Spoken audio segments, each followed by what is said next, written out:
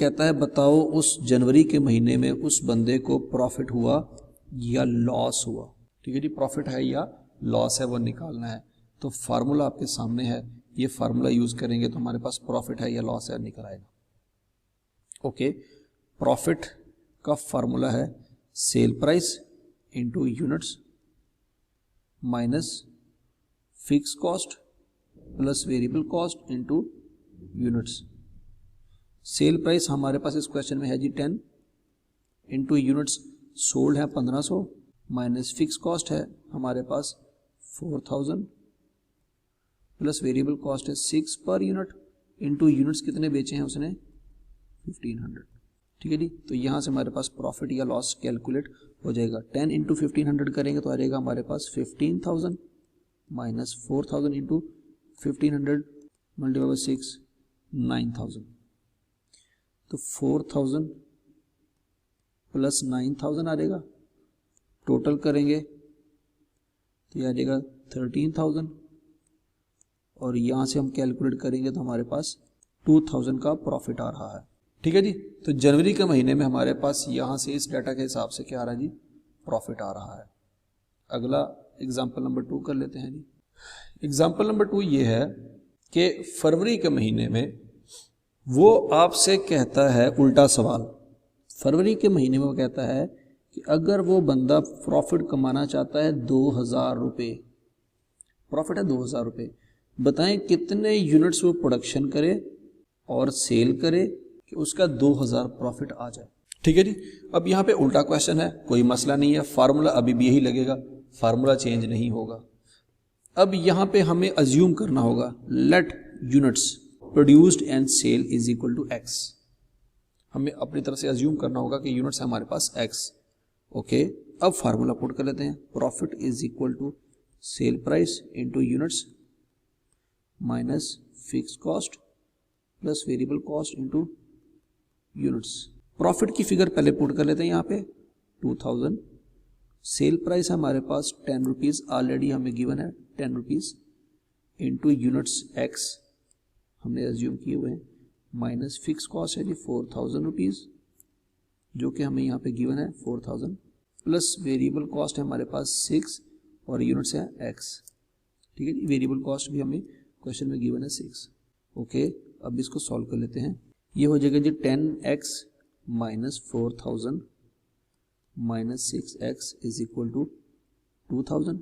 ये 4000 इधर जाके प्लस हो जाएगा, ये हो जाएगा 6000 और ये 10x माइनस 6x हो जाएगा 4x और x की कैलकुलेशन करेंगे तो 4 इधर आके डिवाइड हो जाएगा, 6000 डिवाइडेड बाय 4 तो हमारे पास आंसर आ जाएगा 1500। क्या मतलब है कि अगर 1500 यूनिट बना के हम बेचेंगे तो हमारे पास 2000 रुपये का प्रॉफिट आ जाएगा। इसका मतलब यह हुआ इस इक्वेशन में कोई भी चीज अननोन हो हम फाइंड कर सकते हैं। ठीक है जी, मतलब अब जरा सुने एग्जाम्पल नंबर 3 देख लेते हैं। वो कहता है जी मार्च के महीने में वो प्रॉफिट कमाना चाहता है, प्रॉफिट उसने खुद ही बता दिया, प्रॉफिट कमाना चाहता है जी 2000 रुपये। ठीक है जी, और यूनिट्स वो बेचना चाहता है 1000। ठीक हो गया जी, और वो कहता है जी फिक्स कॉस्ट है जी 4000 और वेरिएबल कॉस्ट है जी 6 रुपये। तो बताइए क्या सेल प्राइस रखे वो कि 1000 यूनिट सेल करने पे उसको 2000 प्रॉफिट हो जाए। तो याद रखिएगा, अगर आपने ये फार्मूला अच्छी तरह से याद रखा तो इसमें से कोई भी चीज अननोन को आप फाइंड कर सकते हैं। ठीक है जी, तो once again profit is equal to cell price into units minus fix cost plus variable cost into units. ठीक है जी, प्रॉफिट है जी आपके पास 2000, सेल प्राइस हमें नहीं पता लेट एक्स, यूनिट्स है हमारे पास 1000 माइनस फिक्स कॉस्ट कितनी है जी 4000 इनटू वेरिएबल कॉस्ट है 6 इनटू यूनिट्स कितने है जी 1000। जो डाटा दिया गया वो पुट कर लेते हैं। ओके, तो ये 4000 प्लस 6000 10000 हो जाएगा, 10000 आगे जमा हो जाएगा तो ये हो जाएगा 12000 इज इक्वल टू 1000 आगे डिवाइड हो जाएगा तो आंसर आ जाएगा 12। मतलब क्या हुआ कि 12 रुपये पर यूनिट अगर वो बेचे तो आपको 2000 प्रॉफिट होगा अगर 1000 यूनिट बेचे जाए। ठीक है जी, इसका मतलब ये हुआ इस इक्वेशन में कोई भी चीज अननोन हो आप फाइंड कर सकते हैं। ठीक है जी, ये बात आपको शायद समझ आ गई हो। अच्छा जी, अब अगली एग्जांपल देखते हैं। अगला सवाल ये है कि भाई सेल प्राइस तो है 10 रुपये, वेरिएबल कॉस्ट है 6 रुपये और फिक्स कॉस्ट है 4000 रुपये। बताएं कितना प्रॉफिट होगा अगर आप 1000 यूनिट सेल करेंगे। 1000 यूनिट सेल करेंगे तो प्रॉफिट फाइंड करना है। तो वही काम करेंगे जो ऊपर किया तुमने, प्रॉफिट फाइंड करने वाला ये वाला काम, ठीक है जी। Profit is equal to cell price into units minus fix cost plus variable cost into units. Sale price हमारे पास 10 और यूनिट्स हमारे पास 1000, फिक्स कॉस्ट है जी हमारे पास 4000, वेरिएबल कॉस्ट है 6, ये आ जाएगा जी 10,000 और ये भी आ जाएगा जी ये 6 इंटू 1000 6000 प्लस 4000 10,000। तो प्रॉफिट आ जाएगा जी 0, ठीक है। ये आ गया प्रॉफिट 0। प्रॉफिट 0 हो जाएगा अगर हम 1000 यूनिट बेचेंगे तो, ठीक है जी, ये पॉइंट है। और ब्रेक इवन पॉइंट क्या था?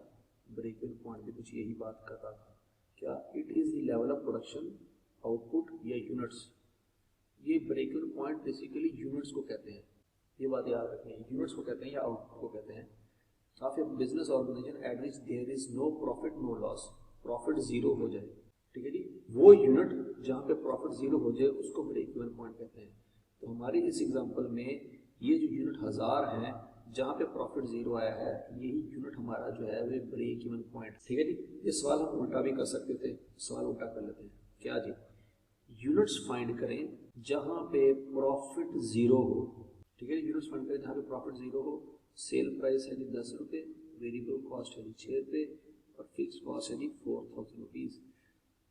तो यहाँ पे प्रॉफिट वाला फार्मूला लगाएंगे, रेवेन्यू माइनस कॉस्ट। लेकिन आपको पता होना चाहिए जब प्रॉफिट 0 है तो 0 is equal to revenue minus cost. तो सादा अल्फाज में रेवेन्यू इज इक्वल टू, मतलब जितना पैसा कमाएंगे उतना ही पैसा खर्च होगा, सादा अल्फाज में। अब रेवेन्यू का फार्मूला क्या है? Cell price into units. और कॉस्ट का फार्मूला क्या है जी? Fix cost plus variable cost into units. ये बात याद रखनी है आपने कि एट ब्रेक इवन पॉइंट, ये वाला फार्मूला बहुत इंपॉर्टेंट है कि ब्रेक इवन पॉइंट पे sale price into units is equal to fix cost plus variable cost into units, मतलब revenue is equal to cost. अब यहाँ पे हमें सेल प्राइस गिवन है 10, यूनिट्स लेट्स अज्यूम एक्स है, ठीक है। यूनिट्स हम एक्स अज्यूम कर लेते हैं। फिक्स कॉस्ट है जी हमारे पास 4000 और वेरिएबल कॉस्ट है जी हमारे पास 6 इंटू एक्स। अच्छा ये 6x इधर जमा हो रहा है, इधर आके क्या हो जाएगा? माइनस। तो 10x minus 6x is equal to 4000 और 10 माइनस 6 करेंगे तो 4x आ जाएगा is equal to 4000। x find करना है तो 4000 डिवाइडेड बाय 4 करेंगे तो 1000 आ जाएगा। x क्या चीज़ है? x बेसिकली यूनिट्स हैं, तो इसका मतलब है कि ये जो 1000 आंसर आया है इसके साथ यूनिट्स लिखेंगे, रुपीज नहीं लिखेंगे, ठीक हो गया जी। तो ये हमारा ब्रेक इवन पॉइंट आ गया। अब अगर हम इस चीज को गौर से देखें ना तो हमें एक और शॉर्टकट भी समझ आता है। शॉर्टकट क्या समझ आता है कि break even units is equal to, ये 4000 क्या चीज है? ये 4000 हमारे पास है। Break even in units is equal to fix cost divided by, ये 4 कैसे आया? ये 4 आया था 10 में से 6 को माइनस करके। फिर ये 10 क्या चीज है और ये 6 क्या चीज है? 10 है सेल प्राइस और 6 है वेरिएबल। तो ब्रेक इवन पॉइंट का फार्मूला बनता है fix cost divided by sell price minus variable cost. मतलब सेल प्राइस, ये सेल प्राइस है और ये वेरिएबल कॉस्ट है और इस दोनों का डिफरेंस जो है 4 जाके डिवाइड हो रहा है। ये डिवाइड जो हो रहा है ये कैसे आया? Cell price minus variable cost. तो ब्रेक इवन पॉइंट का फार्मूला जो शॉर्टकट बनता है वो ये बनता है fix cost divided by sell price minus variable cost. अच्छा, अगर आपको ब्रेक इवन पॉइंट का डाटा दे दिया जाए, फिक्स कॉस्ट, सेल प्राइस और वेरिएबल कॉस्ट, इस फार्मूला पुट करेंगे आंसर आ जाएगा। लेकिन अगर वो आपको इक्वेशन दे दे, मतलब इक्वेशन दे दे इस तरह से, कौन सी इक्वेशन दे दे? ओके जी, कि रेवेन्यू इक्वेशन है हमारे पास, sale price multiply by units, आपको रेवेन्यू इक्वेशन बना के दे दे और उधर से वो आपको कॉस्ट की इक्वेशन दे दे, तो उस सूरत में आपने ब्रेक इवन निकालना है। तो ब्रेक इवन कैसे निकालेंगे? ब्रेक इवन इस कंसेप्ट से निकालेंगे क्या, रेवेन्यू इक्वेशन और कॉस्ट इक्वेशन को बराबर रख देंगे। जैसे यहाँ पर रेवेन्यू इक्वेशन और कॉस्ट इक्वेशन को हमने बराबर रख दिया था तो हमारा आंसर आ गया था। ठीक है जी, ये एक तरीका ये है सवाल को सॉल्व करने का, और एक फार्मूला ये है सवाल को सॉल्व करने का। दोनों तरीकों से सवाल आ सकता है। अभी हम कुछ क्वेश्चन देख लेते हैं, तो फिर उसके बाद आपको ये चीज़ ज़्यादा बेहतर तरीके से समझ आ जाएगी। अब पहला क्वेश्चन है जी, a firms fix cost are 50,000 per week. Fix cost उसने दे दिया आपको, okay, and the variable cost is 10 per unit. ये याद रखिएगा, हमेशा वेरिएबल कॉस्ट के साथ पर यूनिट का लफ्ज आएगा, जबकि यहाँ पे लफ्ज पर वीक आया है, पर यूनिट नहीं आया।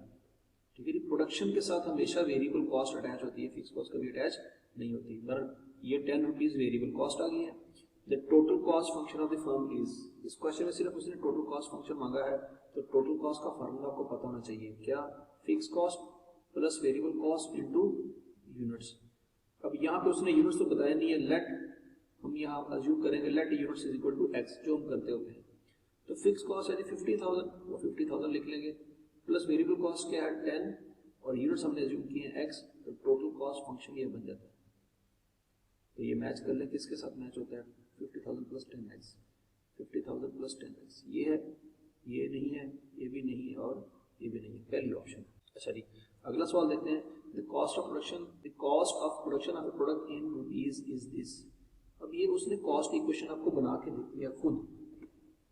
ठीक है जी, वैसे अगर आइडिया लगाना हो तो ये फिक्स कॉस्ट है और ये वेरिएबल कॉस्ट है। ठीक है जी, पर कॉस्ट फंक्शन उसने दे दिया है, where x is the number of items produced if the selling price of each item is 30, ये सेल प्राइस दे दी है उसने। The sales quantity at which there would be no profit no loss, break even point पूछना, और x क्या है जी, नंबर ऑफ यूनिट्स। तो रेवेन्यू का फार्मूला क्या होता है, सेल प्राइस इनटू यूनिट्स। तो सेल प्राइस है जी 30 और यूनिट्स उसने बता दिए हैं x है, तो रेवेन्यू बन जाएगा 30x। ठीक हो गया जी। अब ब्रेक इवन पॉइंट पे हमें पता है एट ब्रेक इवन पॉइंट से revenue is equal to cost. तो रेवेन्यू का फार्मूला है जी 30x और कॉस्ट का फार्मूला है जी 15x प्लस 9750। तो इसको इधर लाके माइनस कर दें तो ये आ जाएगा 15x, 30 में से 15 माइनस करेंगे तो 15 आ जाएगा। तो 9750 x फाइंड करना है, तो 9750 से 15 डिवाइड कर देंगे, आंसर आ जाएगा हमारे पास 9750 डिवाइडेड बाय 15, 650। और 650 के साथ लफ्ज यूनिट्स आएगा, रुपीस नहीं आएगा क्योंकि यूनिट होते हैं। तो यहाँ पे 650 सी ऑप्शन है। ठीक है जी, ये सवाल भी हो गया। अब आगे चलते हैं, अगला सवाल देखते हैं जी, manufacture sales a product at ₹8 per unit. ये आ गई आपके पास sale price, fix cost is 5000, ये फिक्स कॉस्ट आ गई, एंड वेरिएबल कॉस्ट इज 22/9, ये वेरिएबल कॉस्ट आ गई। The total output at the break even point, उसने आउटपुट मांगा है, आउटपुट का मतलब यूनिट्स मांगे हैं। अब यहाँ पे उसने इक्वेशन नहीं दी, तो आप ब्रेक इवन पॉइंट वाला शॉर्टकट वाला फार्मूला अप्लाई कर सकते हैं। वो क्या था जी, fix cost divided by sell price minus variable cost. इस फार्मूले वैल्यू पुट करते हैं, आंसर आ जाता है। फिक्स कॉस्ट है जी हमारे पास 5000, सेल प्राइस है 8 रुपीज और वेरिएबल कॉस्ट है जी 22/9। तो हम ये सीधा कैलकुलेटर में पुट करते हैं और वहां से चेक कर लेते हैं आंसर क्या आता है। हाँ जी, तो ये 5000 लिखते हैं सबसे पहले, divided by 8 minus once again 22 divided by 900। तो सीधा सीधा हमारे पास 900 आंसर आ रहा है, और यहाँ पे हमारे पास ऑप्शन कौन सी है, बीटा ऑप्शन है। ओके जी, अगला सवाल देखते हैं जी, the firm is introducing a new washing detergent, the firm plans to sell the family size box for 24, ये सेल प्राइस आ गई है क्योंकि सेल करने की बात कर रहा हूँ। Production estimates have shown that the variable cost of producing 1 unit of product is 21.6, ये variable cost आ गई है। Fixed cost of production is 36,000, ये fixed cost आ गई है। It is assumed that both the total revenue and total cost function are linear over the relevant sale quantity range, then the break even volume is, break even find करना है once again, तो break even का formula लगा लेंगे, वही जो ऊपर लिखा हुआ है, क्या, fix cost divided by sell price minus variable cost, इसी में पुट कर देते हैं। फिक्स कॉस्ट है जी हमारे पास 36,000, ये लिखा हुआ है, सेल प्राइस है जी 24, ये लिखा हुआ है, और वेरिएबल कॉस्ट है जी हमारे पास 21.6 माइनस 21.6। बाकी काम कैलकुलेटर का है, तो 36,000 डिवाइडेड बाय 24 -21.6 15,000 सीधा आंसर आ रहा है हमारा 15,000 बॉक्सेस है, डी ऑप्शन है। आगे चलते हैं जी, फॉर द प्रॉफिट फंक्शन, ये उसने प्रॉफिट फंक्शन दिया है। For the profit function break even point are, break even points यहाँ पे 2 पॉइंट निकलेंगे, क्यों? क्योंकि ये क्वाड्रेटिक इक्वेशन है। अच्छा, यहाँ पे याद रखिएगा कि पी का मतलब हो गया प्रॉफिट और क्यू का मतलब हो गया क्वांटिटी, ठीक है जी। अब जरा ध्यान में रखिएगा एक बात, profit is equal to minus Q square plus 17Q minus 42। अब आपको पता होना चाहिए कि at break even point profit is equal to 0, तो ये वाला जो फैक्टर है, ये जो पी है, ये 0 हो जाएगा। तो so 0 is equal to minus Q square plus 17Q minus 42, ठीक है जी। और आपको पता होना चाहिए कि क्वाड्रेटिक इक्वेशन भी इसी तरह से लिखी जाती है, क्या? A x square plus b x plus c is equal to 0। तो ए का मतलब होता है स्क्वायर वाली वैल्यूज के साथ आने वाला कोएफिशिएंट, बी का मतलब है पावर 1 वाली वैल्यूज के साथ, और सी का मतलब है कांस्टेंट। तो इसको हम सिंपल कैलकुलेटर पुट करते हैं, हमारे पास आंसर आ जाएगा। मोड का बटन प्रेस करेंगे, इक्वेशन में जाएंगे और 3 प्रेस करेंगे। ए की जगह पुट करेंगे -1, क्योंकि ये क्यू स्क्वायर के साथ -1 है, ओके। बी के साथ पुट करेंगे 17 प्लस वाला, और सी के साथ पुट करेंगे -42। इक्वल प्रेस कर देंगे, एक आ रहा है 14 और दूसरा आ रहा है 3, ठीक है जी। एक आ रहा है 14 और दूसरा आ रहा है 3, 2 आंसर आ रहे हैं हमारे। तो 14 and 3 डी ऑप्शन, ठीक है जी। तो होपफुली आपको ये सारे सवाल समझ आए होंगे ब्रेक इवन पॉइंट से रिलेटेड। आप इसको अच्छी तरह से कर लें ताकि आपको ये चीज़ें क्लियर हो जाए।